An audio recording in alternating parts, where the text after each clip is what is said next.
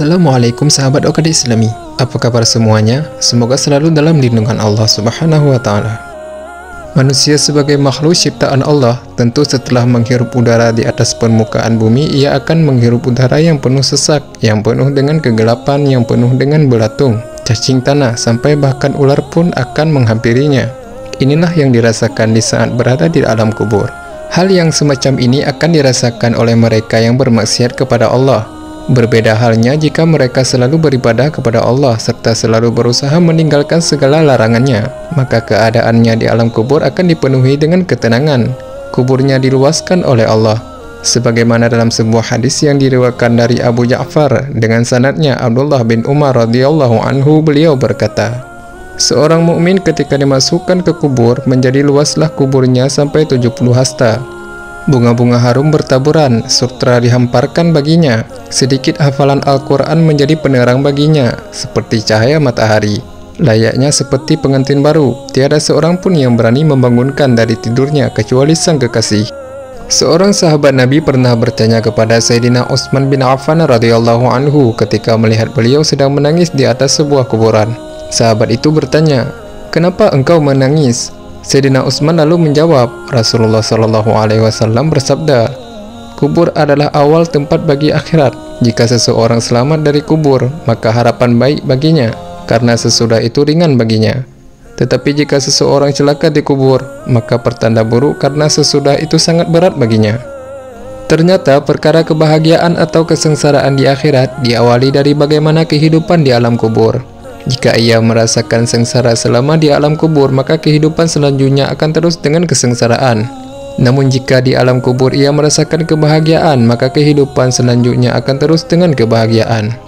Namun berbeda halnya dengan kisah seorang wanita berikut ini.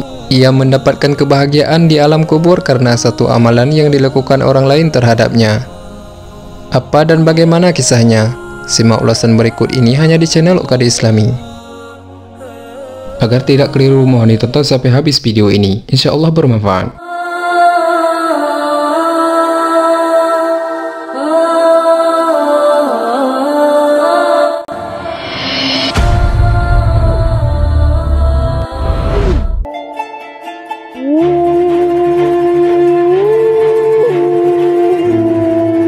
Kisah ini diceritakan oleh Syekh Nawawi Al-Bantani di dalam karyanya yang berjudul Simarul Yani'ah fi Riyadil Badi'ah.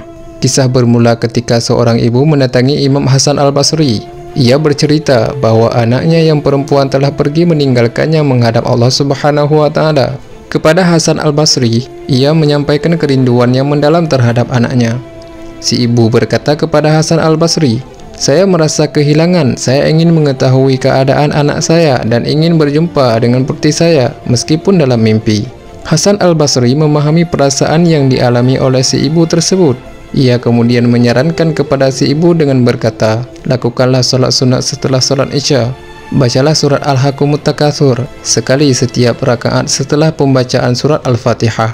Lalu berbaringlah, bacalah selawat kepada Nabi hingga kau tertidur," ujar Hasan Al-Basri. Si ibu itu mendengarkan baik-baik fatwa dari Hasan Al-Basri. Ia segera pulang dan menjalankan apa yang dikatakan oleh Hasan Al-Basri tadi. Dengan seketika setelah si ibu tertidur, ia lalu berjumpa dengan anak perempuannya yang telah meninggal. Namun sangat disayangkan, ia begitu terkejut saat melihat anaknya terbelenggu dan terpasung dalam siksaan kubur. Keesokan harinya si ibu langsung menemui Hasan Al-Basri. Ia mengabarkan kondisi anaknya di alam barzah. Mendengar cerita si ibu, Hasan Al-Basri pun sangat gelisah dan bimbang pada saat itu. Hasan Al-Basri menyarankan kepada si ibu untuk bersedekah yang amalnya dihadiahkan untuk anaknya yang telah meninggal. Si ibu langsung pulang dan melakukan apa yang telah diperintahkan oleh Hasan Al-Basri. Di lain kesempatan, Hasan Al-Basri yang masih bimbang dengan keadaan si anak, ia pun ingin melihat keadaan si anak. Namun yang paling mengejutkan, apa yang dilihat oleh Hasan Al-Basri sangat berbeda jauh dari apa yang dilihat oleh si ibu. Di dalam mimpinya, Hasan Al-Basri merasa dirinya seperti berada di taman surga yang terdapat sofa bagus di dalamnya. Di taman itu, Hasan Al-Basri juga melihat seseorang perempuan muda yang cantik dengan mahkota cahaya di kepalanya. "Apakah Tuan mengenal saya?" Perempuan muda itu menyapa Hasan Al-Basri. "Tidak," jawab Hasan Al-Basri. "Aku putri dari seorang ibu yang mengunjungi Tuan," jawab si perempuan. Dengan perasaan yang heran dan penasaran, Hasan al-Basri pun berkata, "Ibumu bercerita kepadaku keadaannya bukan seperti ini." "Tuan benar, kemarin-kemarin keadaanku memang demikian, buruk dan tersiksa," kata si perempuan kepada Hasan al-Basri. Hasan al-Basri pun bertanya kepada si perempuan, "Lalu mengapa engkau mendapat kemuliaan seperti ini?" "Di alam barzah, kami berjumlah 70.000 orang menerima siksaan kubur. Tetapi suatu hari ada seorang saleh yang baik hati melewati pemakaman kami. Ia membaca selawat Nabi sekali dan menghadiahkan pahalanya untuk kami sehingga Allah membebaskan kami dari siksa tersebut melalui keberkahan Rasulullah SAW. Dan keadaanku berubah seperti yang Tuan lihat sekarang ini," jawab si perempuan.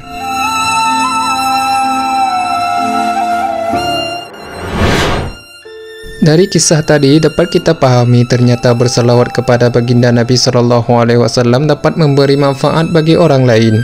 Itu masih dalam kategori menghadiahkan pahala selawat kepada orang lain. Namun bagaimana dengan dirinya yang telah berselawat? Apa ganjaran yang ia peroleh? Dari Abu Hurairah, Rasulullah SAW bersabda yang artinya, "Berselawatlah kepadaku karena dengan selawat lenyaplah dosamu, dan memohonlah kepada Allah dengan wasilahku." Para sahabat bertanya, "Apa itu wasilah ya Rasulullah?" Rasulullah menjawab, "Wasilah yaitu derajat yang tinggi di surga, yang tidak mungkin diperoleh kecuali hanya satu manusia. Harapanku mudah-mudahan aku satu-satunya manusia yang mencapainya." Jika Anda merasakan manfaat dari video ini, bagikan videonya ke teman dan saudara Anda, agar mereka juga merasakan manfaatnya. Cukup sekian dari kami. Wallahu a'lam bishawab.